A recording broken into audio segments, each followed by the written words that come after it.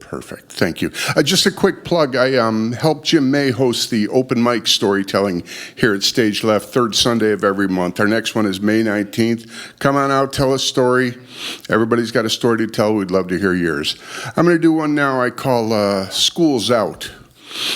One of the many ways the internet has of making me feel old is by announcing the birthdays of celebrity figures that I grew up with and then telling me how incredibly ancient they are today. Back in February, I read that Alice Cooper had turned 76. 76. That didn't just make me feel old, it made me feel a lot of things. I don't know where you stand on Alice Cooper, but that creepy old man has been a guiding light in my life for over 50 years now. Most people just think of him as the pioneer of shock rock, the guy who expanded and exploited the theatrical boundaries of rock and roll, prancing around the stage with scary makeup and a sinister sneer, using props like a live boa constrictor and a guillotine, while singing songs that no decent person would ever sing about. In describing how his stage act came together, he said, "Rock and roll had plenty of heroes. I wanted to be the first rock and roll villain." Well, mission accomplished.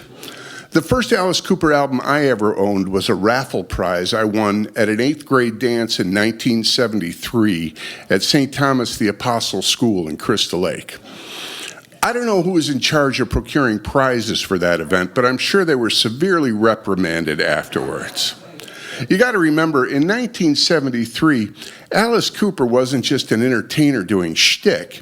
He was the Antichrist, bringing about the downfall of America. There was a culture war raging, and he represented everything that was wrong with the youth movement. He was sick and obscene and dangerous, and it didn't matter if he said it was just entertainment. Some things are not meant to be entertaining, like music. In many ways, I felt that Alice Cooper and I were kindred spirits. While he was doing his song and dance routine for a worldwide audience of millions, I was holding down the fort in a small classroom at a repressive Catholic school. Even today, when I think back on it, I can't begin to defend or rationalize my behavior during grade school. Let's just say it wasn't good. Sister Noreen was convinced I was possessed by the devil. But I gotta say, having seen The Exorcist, if I had been possessed by the devil, she would have had a much larger problem on her hands. I wasn't evil, I was just nuts. And I didn't have any sort of subversive agenda. I was just trying to keep myself entertained. But some things are not meant to be entertaining, like school. Today they call it attention deficit disorder, and they treat it with medication and counseling. But back then we didn't have fancy labels and designer drugs. We just had good kids and bad kids. And if somebody had trouble staying focused, they whacked them with a yardstick. Today they call that aggravated battery. I wasn't the only bad kid in my class. I think what set me apart was my big mouth.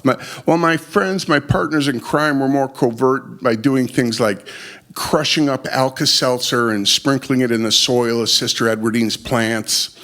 So when she watered them, I was more directly confrontational, would actually raise my hand to ask a stupid question and make what I thought were witty remarks. This was not well received, and often resulted in me getting smacked across the face, which unfortunately did nothing to correct my behavior. It just made me angry and nuts. That album that I won at that school dance was titled $Billion Babies, and there was a song on there called No More Mr. Nice Guy, where Alice sings, "I got no friends because they read the papers. They can't be seen with me." Most 13-year-olds probably couldn't relate to those lyrics, but oddly enough, I could. When physical discipline had failed to curb my behavior, the nuns began trying to ostracize me from my friends. I'll never forget the day I was waiting for the bus after school, talking to my buddy Jay, and he suddenly said, "Hey man, you gotta walk away. My mom's coming to pick me up and I'm not supposed to be hanging around with you." I was stunned. I had never misbehaved in front of his mother. Clearly someone had spoken to her. Subsequently, I found out that other friends' parents had been advised not to let their kids hang out with me. And I gotta say, That hurt more than being whacked with a yardstick. I didn't mind being called a troublemaker or told I had a big mouth, but this was different. This made me feel dirty, like I was something from the wrong side of the tracks that was going to infect people's children. And again, it didn't do anything to improve my behavior. It just made me bitter and angry and nuts. Thank God I got over that. To a degree. When I got out of school, I didn't become a saint, but I never went to prison either. I spent a dozen or so years employed in the social services. I was a teacher's aide at a special ed school. I worked as a residential counselor and a community caseworker with developmentally disabled adults, and I like to think I helped a few people. Eventually, I made the transition into stand-up comedy, where I actually got paid for having a big mouth. And one time during the late 90s, I was traveling through the Phoenix airport with a friend of mine, and I spotted a man in golf clothes and sunglasses strolling along with his wife and his mother.